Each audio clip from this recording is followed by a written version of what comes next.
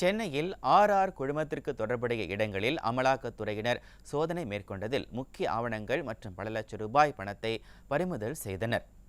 பெசன்ட் நகர் கலாஷேத்ரா காலனியில் வசிப்பவர் ரவி ராமன். இவர் சிங்கப்பூரை தலைமையிடமாக வைத்து குழுமம் என்ற பெயரில் பல்வேறு நிறுவனங்களை நடத்தி வருகிறார். மொரீஷியஸ் கௌரவ தூதராகவும் இருந்துள்ளார். இந்த நிலையில் அம்பத்தூரில் தகவல் தொழில்நுட்ப பூங்காவை மேம்படுத்துவதற்காக ரவி ராமன் மற்றும் அவரது மனைவி ஷோபனா ஆகியோர் வெளிநாட்டு நிறுவனத்திடம் இருந்து 117 கோடி ரூபாய் வாங்கி மோசடி செய்துள்ளனர்.